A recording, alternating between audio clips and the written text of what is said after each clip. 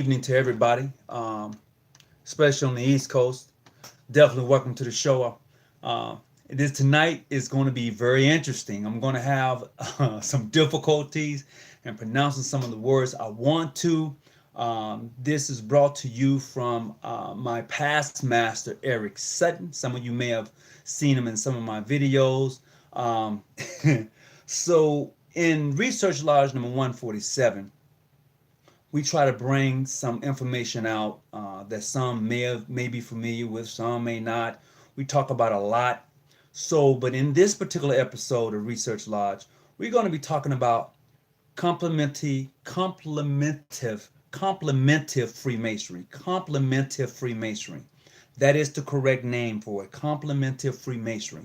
So some may wonder, what is this thing that is called complementive Freemasonry? I had to ask the same thing.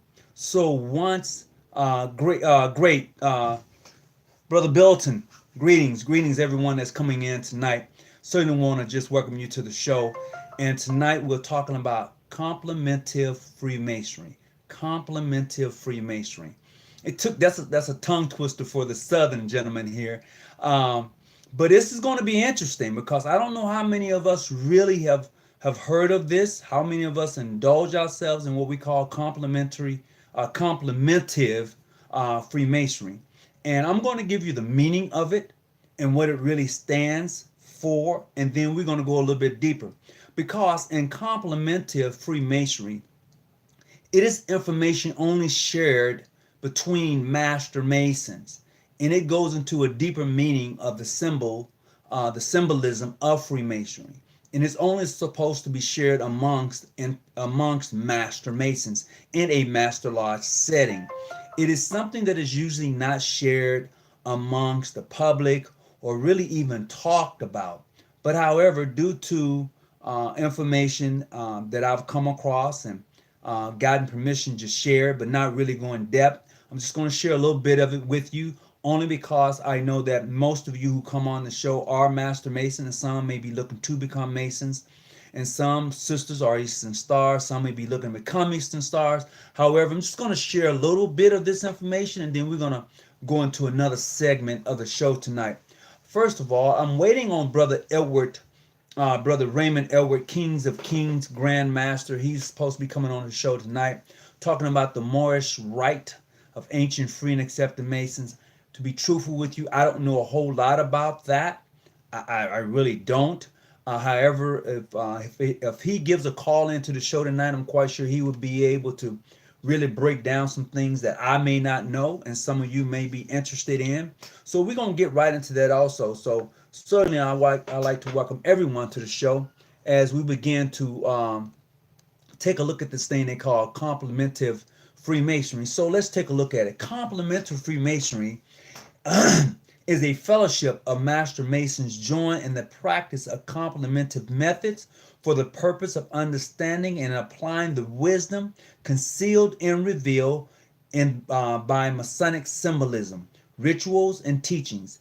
The intentions of complementive masonry, better known as CM, is to enhance the spiritual maturity of the participants, thus making it more effective instrument for the great architect of the universe. That's very interesting. Listen to me again. I know how most of us can get into Freemasonry and look for hidden meanings behind symbols and things like that. But as I began to indulge myself and look through this manual that was given to me that is called Complementive Masonry, I began to see it from another perspective. As it is stated once again, Complementive Freemasonry is a fellowship of master masons joined in the practice of complementive methods for the purpose of understanding and applying the wisdom concealed and revealed in Masonic symbols, rituals, and teaching. The intentions of CM, or Complementive Freemasonry, is to enhance the spiritual maturity of the participants, thus making them a more effective instrument for the grand architect of the universe. Now, if you are an into apprentice, and you can remember what the wishful master at the time was reading off to you, go back and check his statement out before at the process, during the process for which you was about to take the obligation. He read something to you. Go back and reread what the wishful master was reading to you, and you can see exactly what I'm saying, thus making them a more effective instrument for the grand architect of the universe. Well, who is the grand architect of the universe? That is one question we all must ask ourselves, because in Freemasonry, I'm going to say in my jurisdiction, for which I'm a member of, we do not put one deity over another. We just say the grand architect of the universe. Okay? I'm going to put it out to you like that. That's what we say. Now, some may say in the name of Jesus, some may say some other entities. However, we say in the name of the grand architect of the universe, because there are brothers in the craft who are of different faith, and be inclusive instead of exclusive, we say the grand architect of the universe. Okay? Now, a complementive Masons define the spiritual maturity as the balance of developing of awareness, the integration of human faculties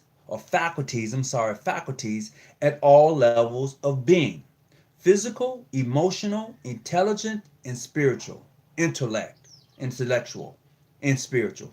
So it combines all of that in competitive Freemasonry. Now, the question is, now I've already given you the definition of what it is and the guiding principles behind it. Once again, the guiding principles behind complementive Freemasonry is spiritual maturity as a balance of developing an awareness and integration of human faculties at all levels in being: physical, emotional, intellectual, and spiritual. So all of that comes into being when you begin to look at it from a perspective of what we now call CM, complementive Freemasonry. You can look that word up, and I had to. I'm not gonna lie. I looked. I was like, "Oh, that's deep."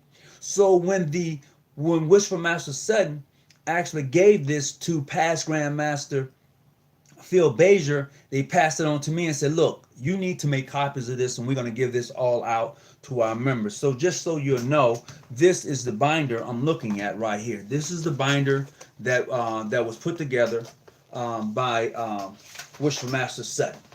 Okay, and this is the this is going to be, and we're going to end up putting this in a book form. Okay, all right. Just so you know, I'm not just putting information out there, but I want to share that with you because I found it very unique, and I found it to be to enhance what I already know, to really put a light on it, to really begin to say, okay, if this is what you're studying, this is how it should be studied. Secondly, the establishment of this particular curriculum includes exercise and meditation, meaningful, imaginary, scholarly study applied to the symbols, rituals, and teachings of Masonry. The curriculum shall be carefully guarded, only communicated under the fraternal obligation, one Master Mason to the next. That's really what this is really all about. It gives you a real in-depth and symbolism about Freemasonry. It goes into details in regards to the Trestle Board. And I know that a lot of us who are Master Mason, we talk about the Trestle Board and what it means. That was at that high noon time when we found Hiram Abiff usually working at his station on the Trestle Board. So we have to ask ourselves, so what is this thing we call the Trestle Board? This thing that we as Masons are supposed to be really taking a look at. They said at the time of Hiram Abiff, he was laying out upon the Trestle Board. Okay, so the Trestle Board, humanity, great spiritual tradition have a construction model for the psyche that reflects the deep awareness of differences in levels in our being through the names, numbers, and arrangements of such level varies. There does seem to be a underlying pattern that is common to all for the sake of simplicity to avoid an over identification with any single religious tradition. This particular book that I'm reading from uses the following modes for the basic structure of human psyche. That is your trestle board. This is your trestle board. Every day you get up, you are supposed to be able to lay out your daily journey upon your trestle board. Every day you get up, you are supposed to be able to invoke the blessings of deity. Every day you get up, you put forth the deity first. You put God first. Whatever name you choose to call God, the grand architect first goes. I mean, you put it out there. Your words are the very thing that you use to create. If you're not able to create the things that you want with your words by your actions, then you are missing something great in life. Now, some may say, now what are you talking about? I'm simply saying in the simplest fashion that upon the trestle board of your daily journeys, you put God first, the grand architect of the universe. Then you speak the very thing that you want to happen into existence by your actions. And you may say, well, why do you put it that way? Well, I put it that way because we are made in God's image. Therefore, we have God's DNA. Therefore, we are small gods. Now, some may say, well, I already know that. But how many of us actually take and apply the very thing that is before us in this thing we call Freemasonry? I mean, literally take it and apply it. Take your level, your plumb, your square on a speculative level and apply those things that you have as your working tools on a spiritual level. And when you get there, then you will be able to see how we are traveling upon this thing we call the level of time, to which it says we're traveling upon a level of time to which no man can return. We're all moving forward. You never go back when you're traveling upon a level of time. You never go back. You forever moving forward. Youth, manhood, and age. So how many of us look at it from that point of view? Because it gets deeper as you begin to travel in Freemasonry. See, once you have a single tie, a double tie, a triple tie. Okay? Single tie, double tie, triple tie. You'll catch that along the way as you begin to move forward. Youth, manhood, age. So what does all of this really mean? It means to me, as I begin to look into this particular curriculum that we are going to be applying, that we're looking at things from a spiritual, mental, and emotional and physical attributes. We're looking at it from those four things. Okay, so let's look at the spiritual side of things: intuition, inspiration, wisdom, creativity, and will. Spiritual, once again, intuition, inspiration, wisdom, creativity, and will. Mental, let's look at mental. Connective, reasoning, analyzing, memory, imagination, invocation, judgment, and understanding. Okay? Now let's look at it from an emotional point of view. Desire, attraction, repulsive, pleasure, pain, fear, joy, compassion, infinite variety of our feelings. Okay, so what do we say we should do as an apprentice? Be patient is one of them, right? Why do we come here? To learn and subdue our passions and then turn around and apply those things that we have gotten out of it. Ancient African believed we are expression or quantum chaos theory. Really? Well, first of all, I just want to say to everybody who's on tonight, thank you for tuning in. Please hit the like button. And I found out, like I said before, the more likes that I get, this thing goes a little bit beyond where I'm at and where we are at. And I want to thank each of you for tuning in, because without you, there's none of this. There is none of this. And I want to truly recognize each of y'all for definitely helping participate and definitely bringing this to a real some real substance. Really, this platform is definitely different, and I appreciate those who are part of John G. Jones Research Lodge, number 147, for giving me information, for sharing the information that they come across, and really want to be able to share with other Masons and non-Masons in a fashion that does not take from our mysteries, from what we get into in our lodges. And I feel that I'm only touching on some of this, all right, just so you can kind of get a feel. And we're going to move on from that. All right, so let's look at the physical side of things. Sensation, uh, information, VA5, physical senses, behavior, our physical response and action upon our environments, other people, and ourselves. So those four things that we look at in our functional level, we really get those definitely during the inter-apprentice degree. You definitely get all of that during the inter-apprentice degree, spiritually, mentally, emotionally, and physically. Some of y'all may say, well, it was beat to death. No, I'm not even talking about that. This is beyond the child's play that some of us may have experienced in our journey of Freemasonry. When I say child's play, because I do know that in some cases, some brothers have had hands put on them. It is what it is. And that's not how Masons are supposed to actually initiate. We don't pledge. Let's have a clear understanding. Freemasonry do not pledge. We are not the fraternity that are on college campuses. This thing here is for men. Period.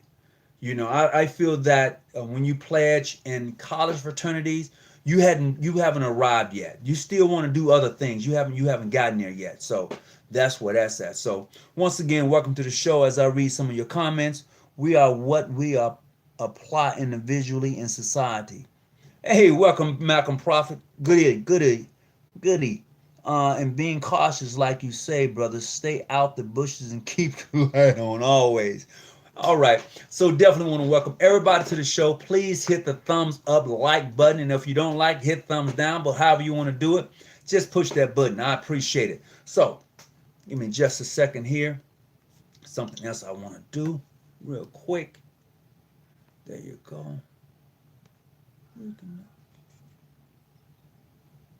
All right, so I got that. So as we proceed, we're going to speak of those fractions of as levels, and we present them in an arrangement in as though a ladder, or to step as to step up. Okay, and when they're presented that way, it reminds me of Jacob's ladder, where Jacob saw the angels go to and from heaven to earth. I'm quite sure many of us can reply to that, right? Remember? I can't do this. This is not happening. Okay, I'm going to have to go that way. Okay. Well, anyway, so as we proceed in this thing we call Freemason, we need to really take serious about what we say that we're a part of and how we treat each other. Because what happens is when we begin to apply the things that we claim that we have as far as knowledge, intellect, and all of that's ascribed to Freemasonry, when you do not apply correctly, it can be a danger. It can be a danger to Freemasonry, because then people see Freemasonry from a different perspective. They do, because some people may see you as an example of what Freemasonry is, be it good or bad. The energy that you put out, whether it be positive, the people can see that, and that can draw people or push them away. That's definitely can happen. Restrict network. I don't want to do that. Okay, so that's really what we have to consider, So definitely, once again, I want to welcome everybody to the show. Just wanted to recap on what we call contemplative Masonry. Contemplative Masonry. That is spelled CONTEMPLATIVE Templative, Contemplative Freemasonry or Contemplative Masonry. And like I said, when it's brought to my attention, I look at this manual and I'm like, wow, it really gets deep. And I don't know if I'm gonna be able to share a copy with you. I got to get permission before I do it. But for those who are part of the research lodge, I can definitely get you. I'm gonna have to split the sections up because there are 7 sections to this manual. I'm going to have to split each one up. So before I go any further, I just want to greet everyone that is showing up on tonight. Stephen M. Jackson is my administrative, and if you get out of line tonight, he has the power to delete the message. I'm quite sure he's aware of that. So just want to say thank you for coming on. He keeps everybody in check. So Christopher, great having you on. Brother Lewis, I'm going to say this here. There is a Freemason that is a brother, not just, but he's a brother. I've never met him personally. I've only met him through the phone. I would consider him, when I see him, a brother Mason. Okay. I'm going to say this about this gentleman.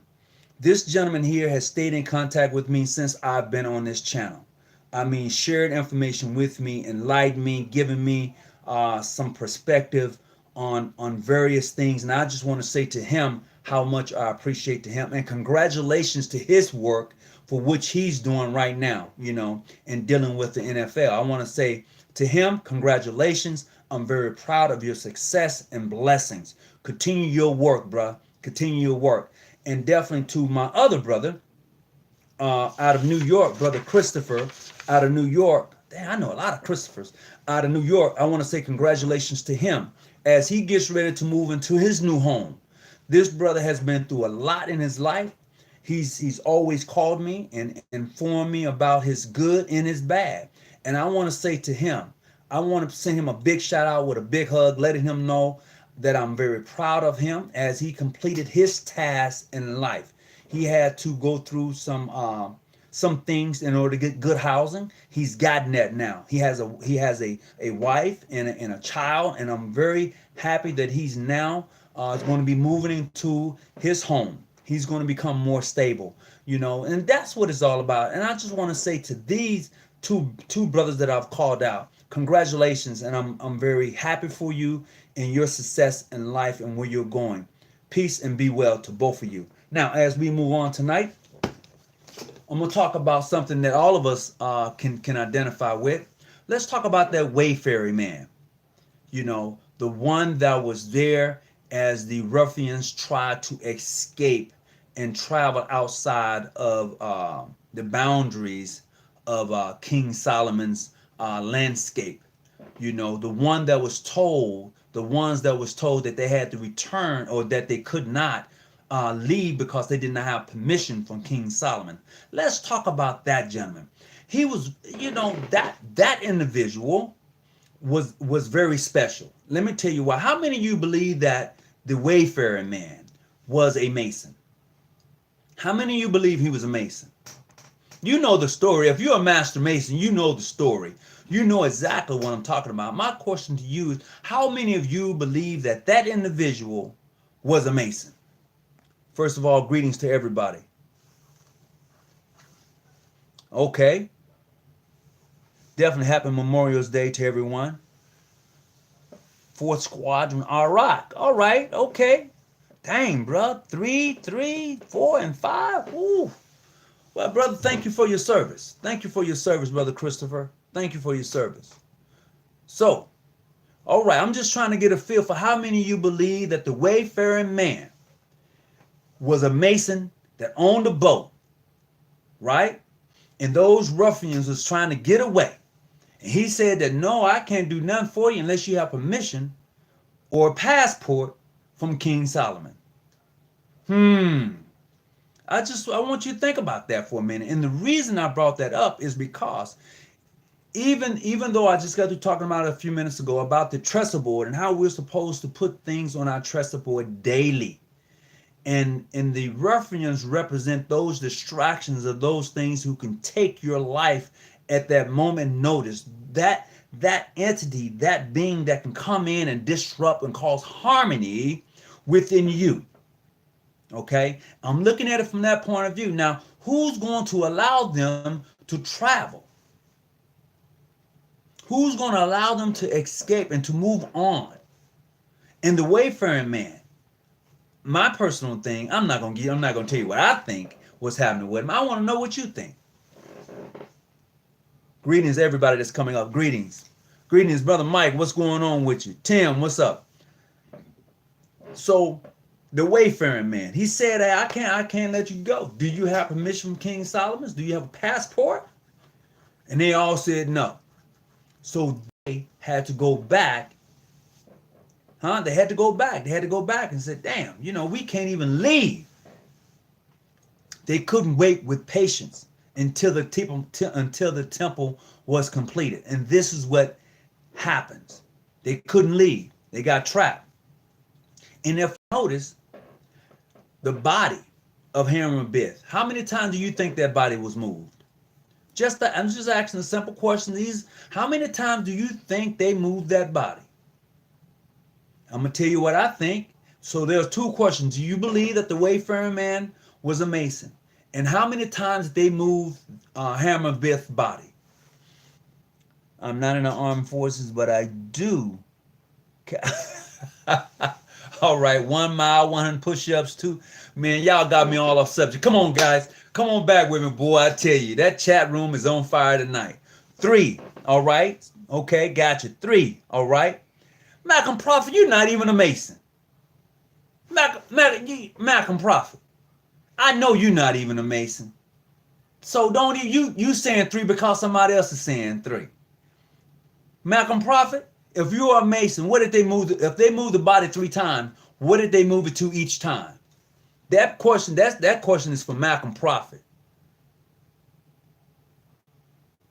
I'm just asking. Malcolm Prophet, where did they move the body to if they move it 3 times? Because Malcolm, just so everybody that comes on the show, as far as I know of, Malcolm Prophet is not a Mason. He hadn't been initiated in any other fraternal orders that I know, be it Modern Free, International, Prince Hall, Junji, any of mainstream, any of them. He hadn't been initiated in the rites.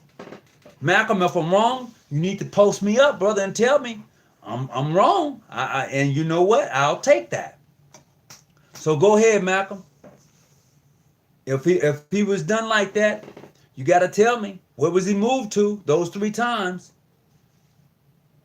I'm waiting. Connected to the internet. Yo. I need to know. Anybody gonna help me out?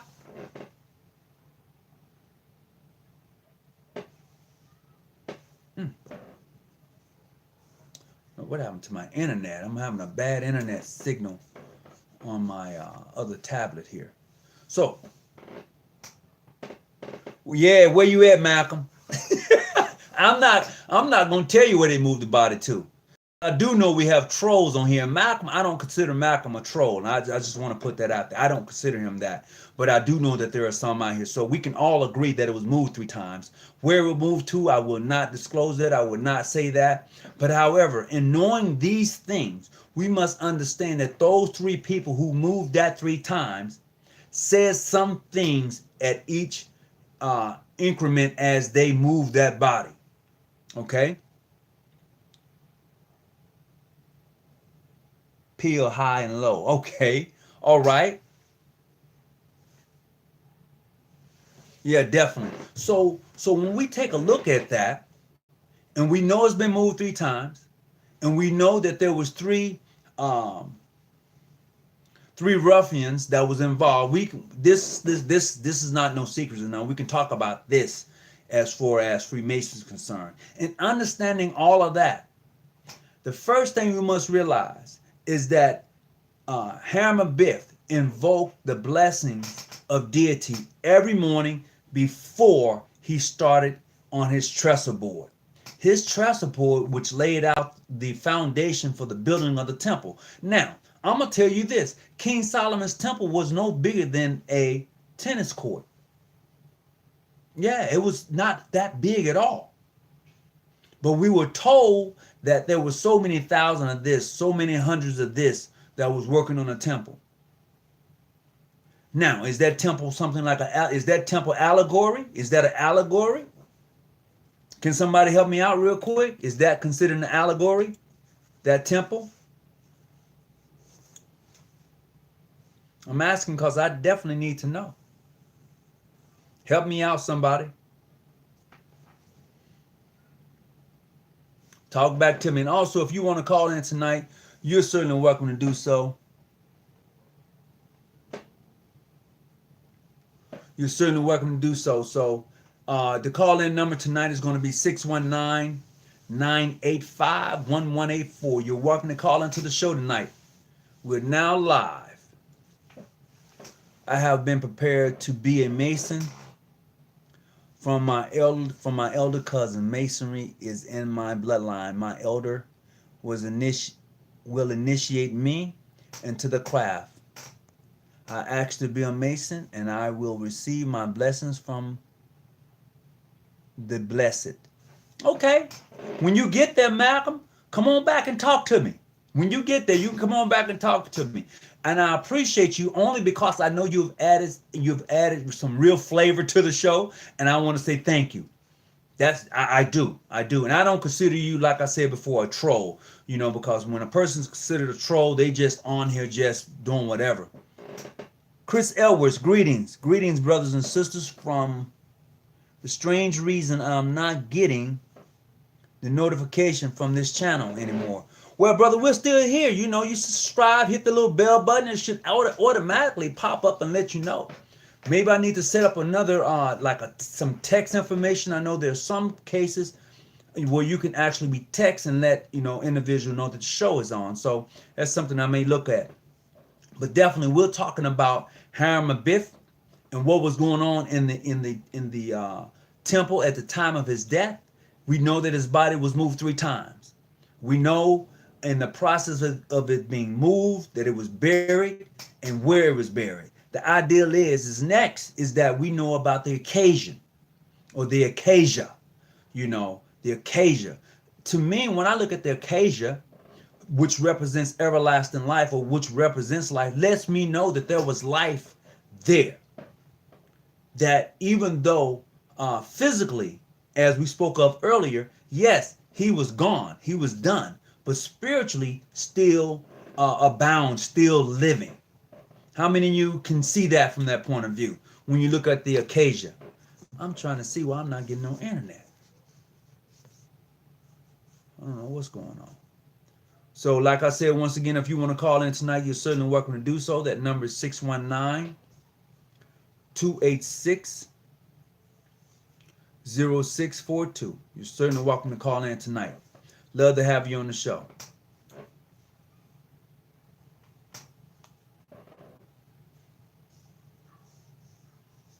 Yeah, I got a little distracted. I'm trying to connect here to the internet, and it's not allowing me. Select the network to prevent apps that are running in the background from using them. Apps on. No, I don't want to do that.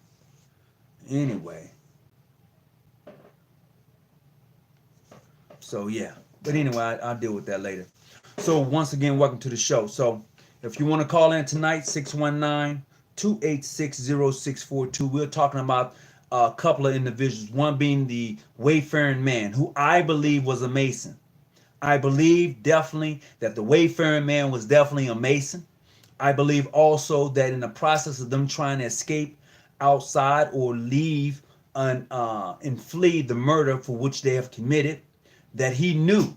This is why he asked in regards to the passport, or did they have permission? Now, as Masons, we know that we say, well, we are traveling. Okay, so what gives you permission, or who gives you permission to travel as a Mason? And as a Mason that you travel, what is going to identify you as a Mason as you travel? Could they have given him a password? Could they have whispered something in his ear? But he didn't ask for that. He asked if they had permission and have a passport.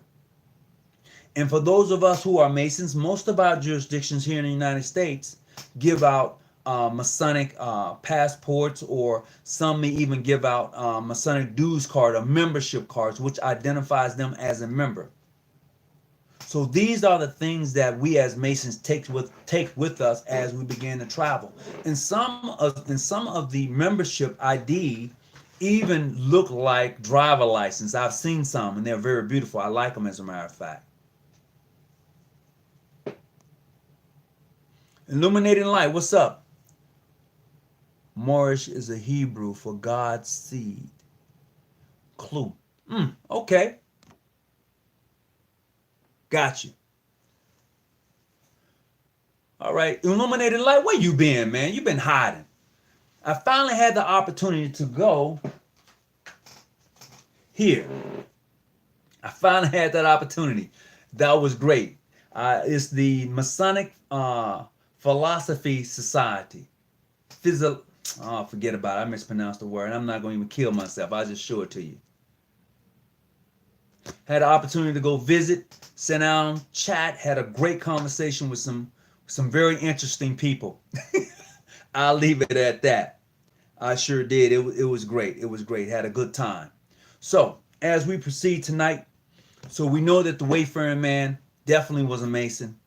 And we do know that in our daily journeys, we must always invoke the blessings of deity as we begin to lay out our works upon the Trestle Board. All right. So if anybody want to call in, once again, that number is 619-985-1184. And we can talk a little bit more about that. If not, we're going to move on to my next topic. And that's going to be, my next topic is this. My next topic is going to be the basic principles for Grand Lodge recognition. Let me tell you why I bring that up. I bring it up because of 1929, not 1923, 1929. 1929 was the year that the Grand Lodge of England solidified that there should be three lodges to make a Grand Lodge. It was done in 1929. Now, where I found this at is on the website for the UGLE.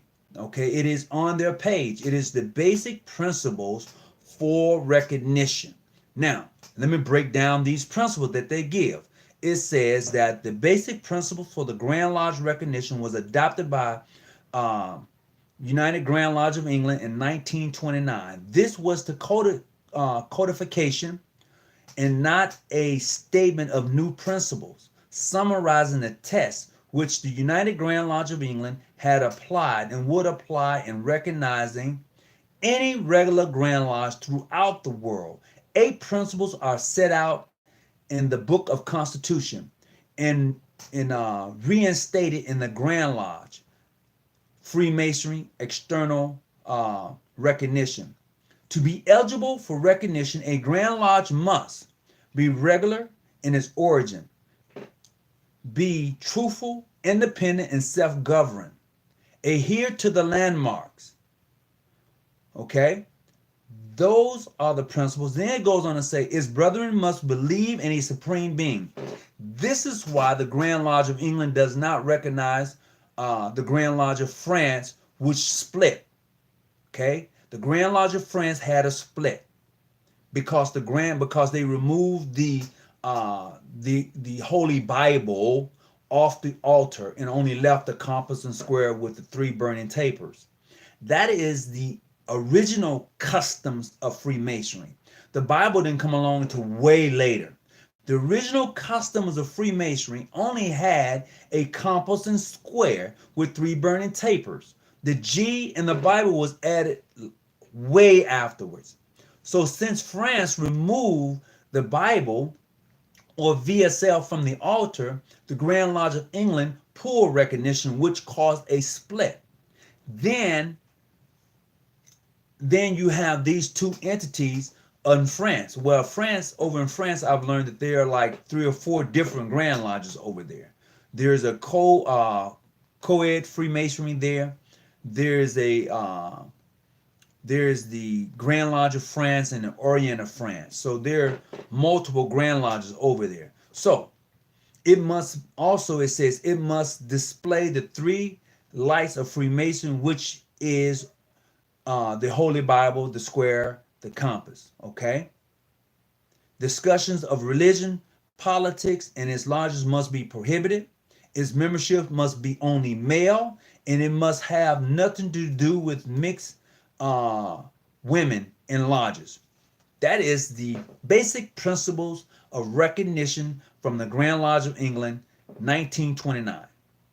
Before 1929, all Grand Lodges that was formed before 1929 was done in a fashion of what they call conventions of Masons, or convenes of Masons, where a group of Masons, a group, not lodges, but a group of Masons came together and they selected from themselves who would be their Grand Masters, those Grand Lodge officers. Then them themselves formed their Grand Lodge body, just like the Grand Lodge of New Jersey did, identical. There was no charter issued to them. They were already Masons from various places, and they came together and formulated their Grand Lodge. That's what they did.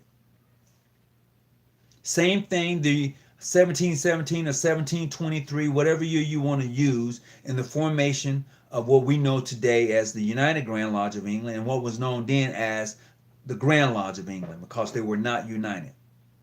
It's just some of the things we should take a serious look at. So I just wanted to put that out there, because someone was asking me, where did you find this information? Well, I found it on the website of the Grand Lodge of England, and also my famous book, The Coors Masonic Encyclopedia, 1961. It is the basic principles for recognition from the Grand Lodge of England. That's where I got that information from. If anybody want to call in and have a conversation about it, you're certainly welcome to do so. 619-985-1184 is the number you want to call in tonight.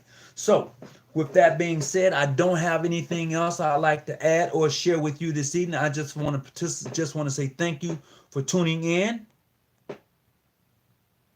Brother Malcolm Prophet, I appreciate you, brother. I appreciate you also.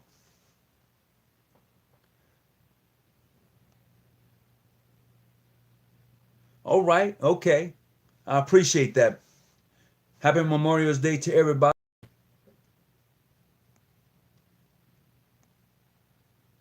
Okay, so Brother Lewis, you do cards, huh? Okay. You had the root word correct. All right, thank you. I appreciate it. Don't step on any toes, Brother Hawkins. Oh, bro, I'm trying not to. I have my mediator in the house tonight. He's gotten everything under control. Would the original language of Masonry be math? Whoa. You know what? It depends. And I only say that because I do know that Brother Lewis, myself, and a few other Masons have been looking at Freemasonry in its language. And Freemasonry does have a language that you can actually write. It does. Freemasonry has a language that you can actually write and pass it on to somebody else. In order for them to read that, they have to know Masonry. If I'm lying, hey, Brother Lewis, am I correct with what I just said? If you're still on tonight, am I correct with what I just said? That Freemasonry has a language that if written down, I can leave it out and pass it on, and only a Mason should be able to read it if he understands the language. Yes, math is, from Brother Alex Fitzgerald, yes, math is the original form of communication.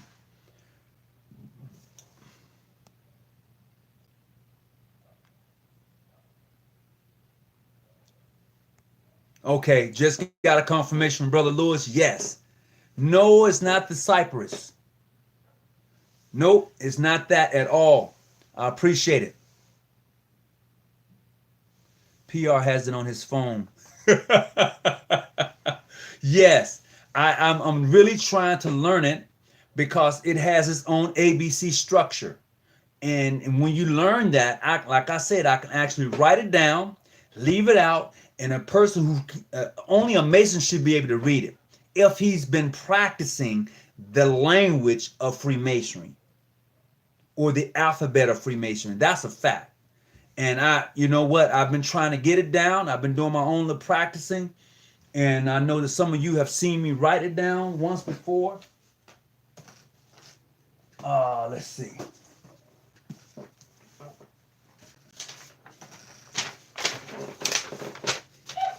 I'm just going to give you a glimpse of what it looks like. And to some of you may understand it, some of you may not understand it.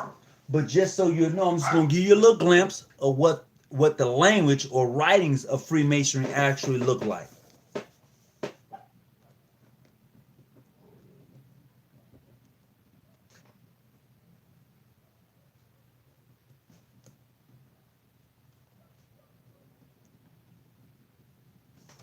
It's interesting. Very much so.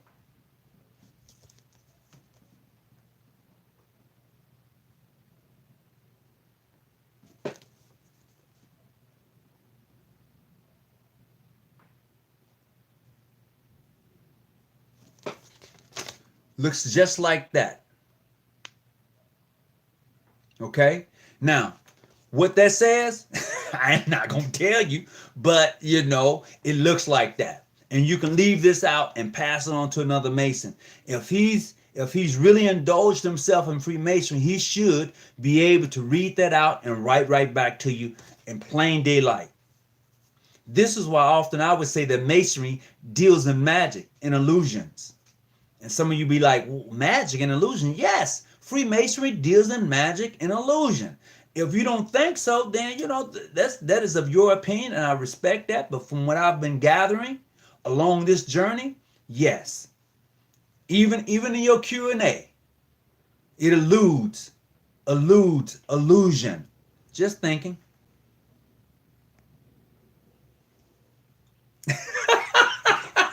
That's a code to my bank account. Oh no, baby, no, Once you get the rhythm, you will catch it quickly.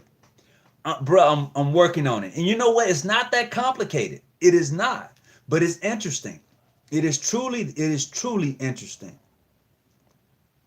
It is truly interesting. And I'm learning as I go along.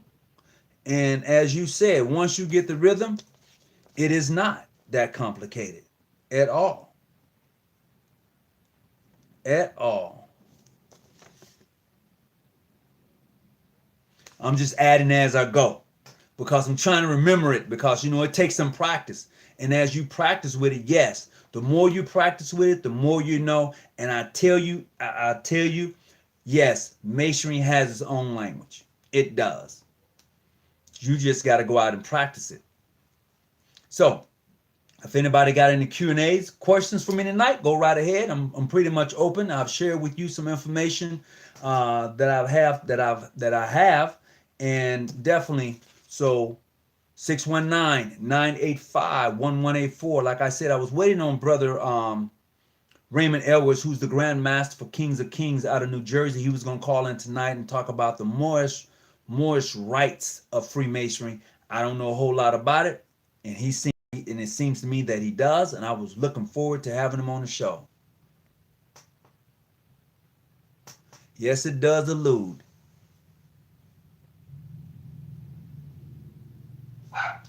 The signs, yes, absolutely. The signs are definitely involved in it.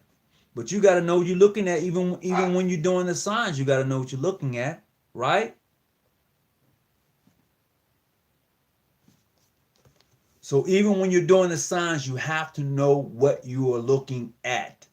And I'll tell you this here, if you haven't read it for yourself, the signs of Freemasonry, those signs that we give what we call the modes of, or the moods of recognition, those are considered landmarks.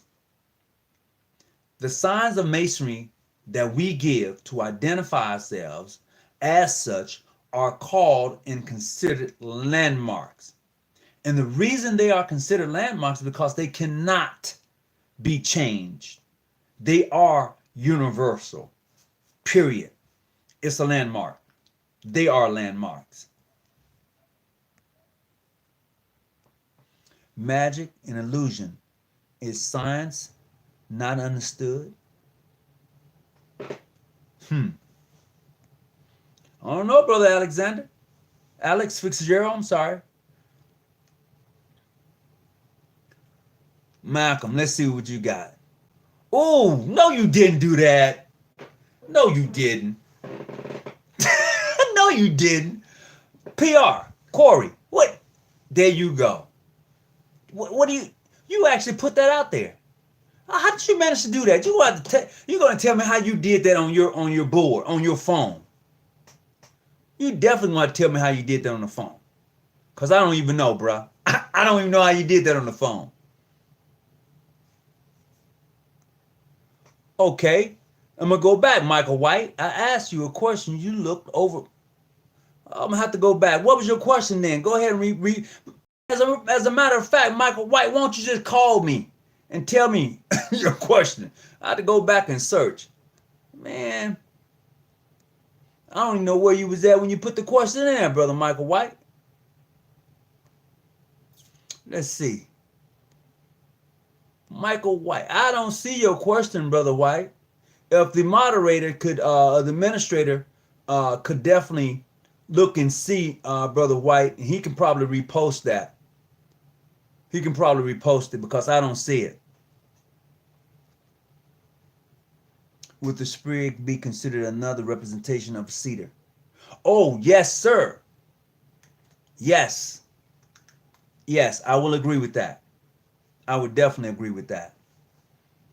But I gotta have a conversation with Brother Corey. He's just gonna put that out like that. I need to know how he was able to print that out on his phone because I likes that. I likes that. I ain't gonna even kid you. I gotta go back and look at that myself. I'm gonna have to write that down so I can go back and decipher that. Yeah, I gotta go and get that.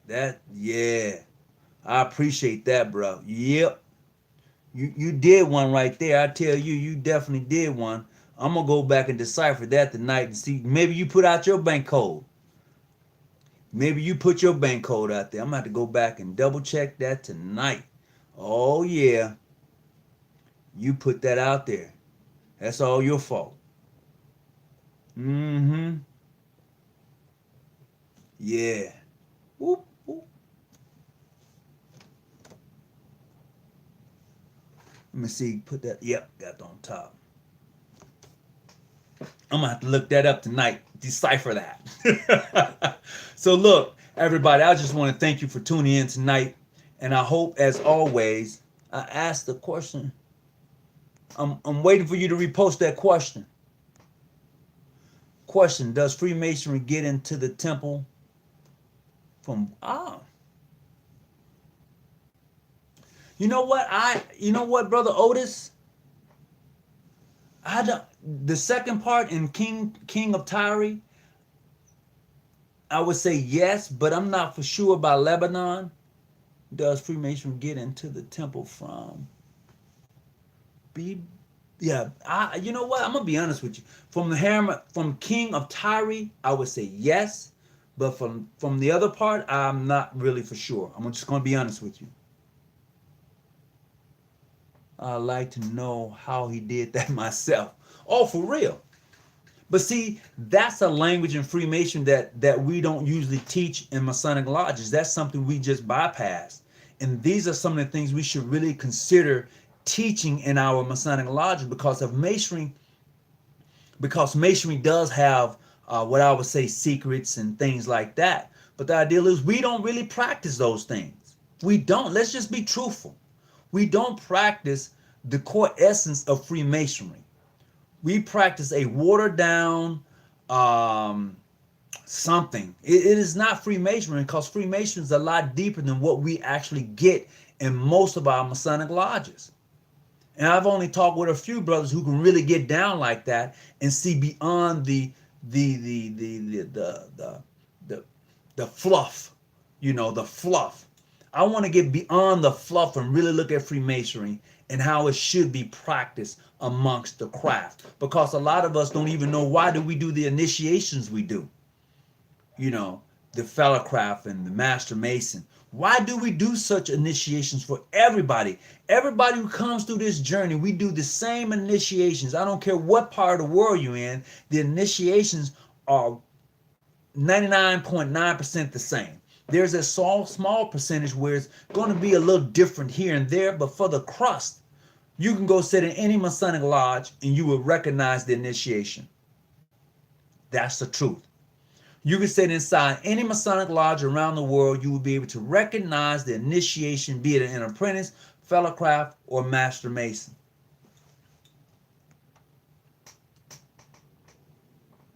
Why is the square the emblem of virtue? Ooh, that's a good one. You know why? Because one represents male, one is male and female. Hear me clearly. Male and female. If you look at it from this point of view. I'm just saying. So that's how you will get the virtue or the virtuous woman. If you're an Eastern Star, you know exactly what I'm saying.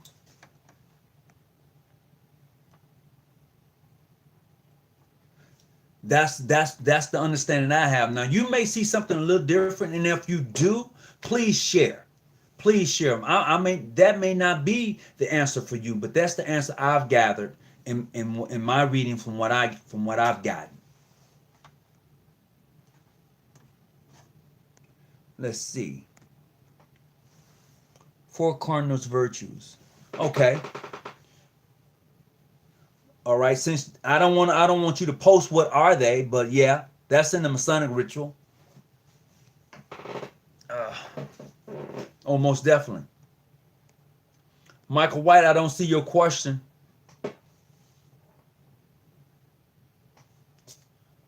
Oh, okay. No, I don't see your question.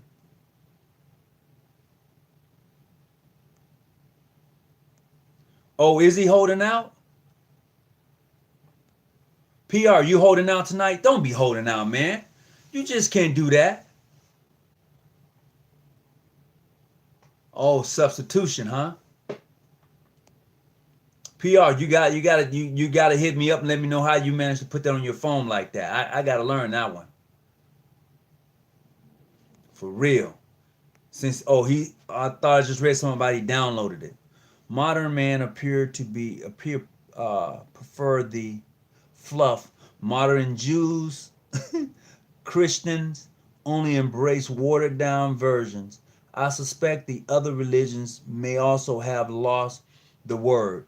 Ooh, I likes that. I likes that. William, I appreciate that. Yeah, you're right. Because see, here's what I do know for myself, and I'm only speaking for me. Truth hurts. It does. The truth, yeah, truth hurts. And it doesn't hurt in a manner of painful, but the things that I used to believe as I've grown up, I don't believe those things anymore. And sometimes that can be painful. I don't believe in Santa Claus anymore. When I was a kid, yeah, but as I grew up, no Santa Claus. When who's buying? Well, there was an awakening moment. Mom said, "Look, there's no white man coming down in Canton, Mississippi. We don't have no chimney, Tony." I was like, "Oh, I know, but is he coming through the window?" Oh man, that was like a wow moment. Telling the kid, no Christmas, no Santa Claus, no Easter Bunny, huh? No, there's no Tooth Fairy. What? As a kid, that can be like that it's the truth, and you can be like, "Oh, that hurts," So yes, as Brother Williams just put in here, yeah, a lot of it has been watered down. Some people can't handle the truth. They can't. You mess them up. This is why I said a while ago, that when a person has been awakened or woke up or conscious, however you want to put it, it's hard to go back to sleep. It really is. But even if you are called conscious or awake or whatever, you should not just take that information that you have learned and that you have acquired and just put it under your bed and say, "I got mine, you get yours." You should be able to share that information. You should be able to take your knowledge, pass it on to somebody else, wake them up, give them some legs to walk on. make them be able to see. See, because we think of the teachings of the Bible in a physical way when you should be looking at it from a spiritual level. A lot of us do, you know.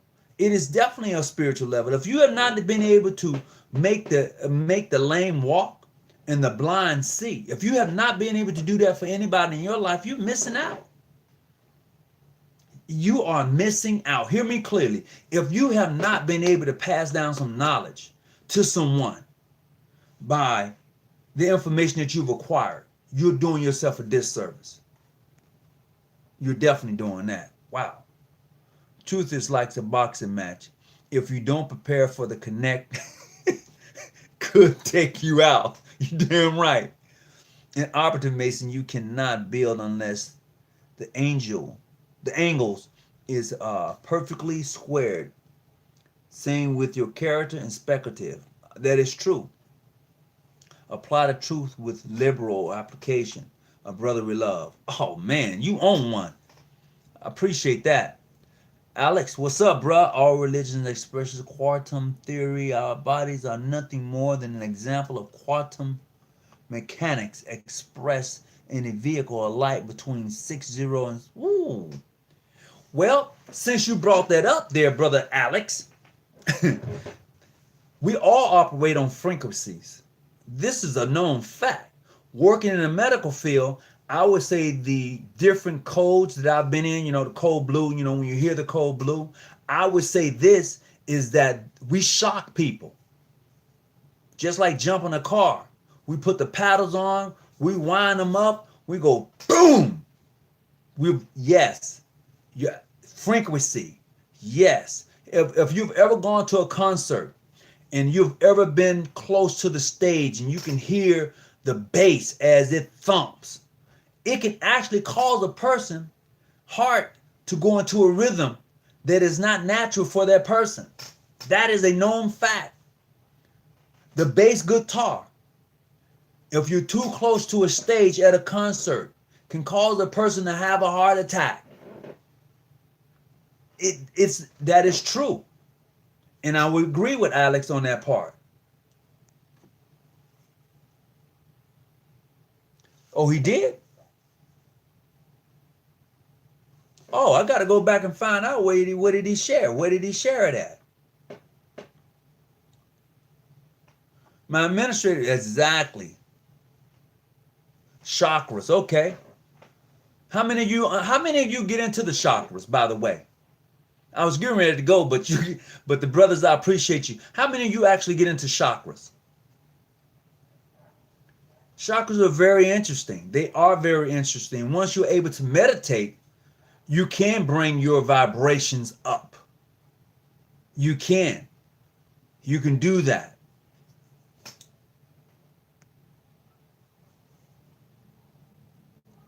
Corey, you need to call in, bro. You hitting on some spots tonight.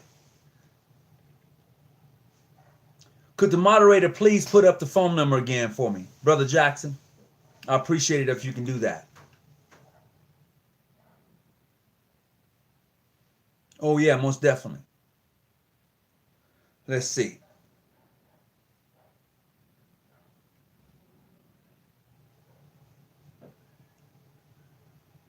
Oh boy, you brothers are bringing the heat tonight. Okay, root to the crown healing. Yes. 7 of them. Kundalini. I mess that word up every time. Boy, when we have school of instructions and I try to pronounce that word, Brother Lewis, they all look at me like I done lost my mind. They do. Energy everywhere. You know what? See, Brother Lewis, you put that out there, but if a person actually made that sound and kept that vibration, it can, yes. I've been there. I've been there with that, and it's a moment that you reach. It's unexplainable. If you've ever been in that moment to where you can actually hear that pitch of that, and at a pitch, yeah, it's different. I know that. Yeah, and yes. Boy, what you? Well, I tell you, brothers are on something.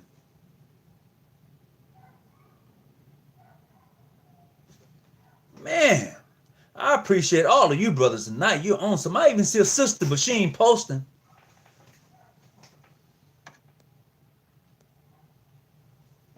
So once again, welcome everybody to the show. Definitely having a good time reading some of these comments here, bruh. Because you brothers are on one tonight. Definitely posting some good stuff here. I'm just trying to keep up with it.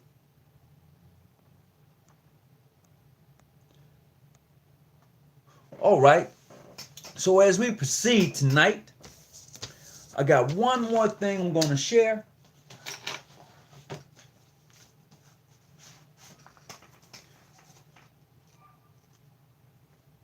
I want to know if you're going to catch this or not. And this is going to come. I'm just going to throw something out. I want to know if you've ever seen this before. And if you've seen it before, I want to know, what does it mean? And where does it come from? I'm gonna do something. I'm gonna share something with you. Greetings. And I want to know where did you see it at, and how did you come across it, okay? And what does it mean? Wait a minute before I post it. All right. How many of you have ever seen this? Look at it. How many of you have ever seen it? And if so, where did it come from? I'm just saying. All right. So once again, it's like this. If you've seen it, I need some help. Where did it come from? If you can help me out, I appreciate it. Then there's one more I want to share with you. I'm going to make sure I do this right. I want to make sure I do it right. There's yeah. If you can see it, there you go, just like that. That's even better, right there. Anybody know where this comes from? Because I've seen it, and I'm just trying to remember where it comes from. It comes from really, Brother Lewis? Huh. I had to give you a call on that one.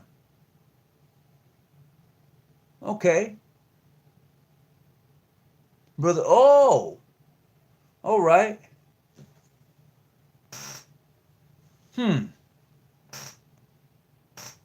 Close your eyes, raise your arms above your head, and make a chopping motion as you go. As well, it helps to get rid of negative energy as well. All right. I appreciate that. But definitely, they are the okay. So there are 3 triangles. I know they're all triangles. There are 3. I only showed 2. So the third triangle would be like this. This would be the third triangle. I know we always see it thrown up and all that, but you know. But I'm just saying there are 3 types of triangles. You know, I'm just saying. And where did these come from? I've seen them. I'm just trying to get a know-how where they come from. I know people are posting up. Really, Alex? Huh. That's interesting. Okay. That being so what is this? What I've seen that too. I've seen a brother do that.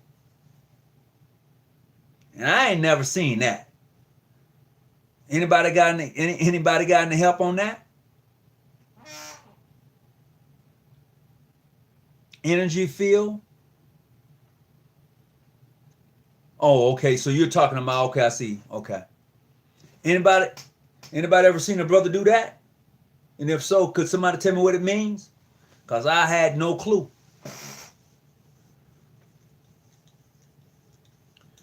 Is that a part of Freemasonry?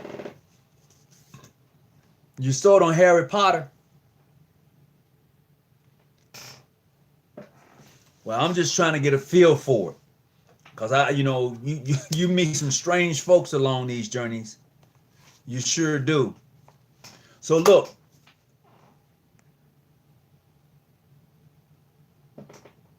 What is that, brother Corey? Beehive. Behave. Oh, okay. Message your third eye with your hands together. Oh, Malcolm Prophet, you got something going on there, huh? It's in reference to the name of God. Alex, text me 619-985-1184. Could the moderator please, the administrator please put that phone number back up there? I need for brother Alex to text me real quick. Yeah. So look, I'm going to get ready to go. I hope everyone has had a good night. And I appreciate you, or Trinity. I appreciate everyone for calling in. I really had a good show. I'm finna hit the road. So my next show, it'll be East Coast. My next show will be coming from the East Coast. So I'll probably be there with you early, your time. So until I see you, until we greet each other, definitely peace and blessings. And I hope, as always, that you've gotten some from this. So I would like for Alex, if you don't mind, text me up tonight. Got a question for you. All right. Peace and be well to everybody. And whatever you do, always keep your light on and stay out them bushes. I'm out.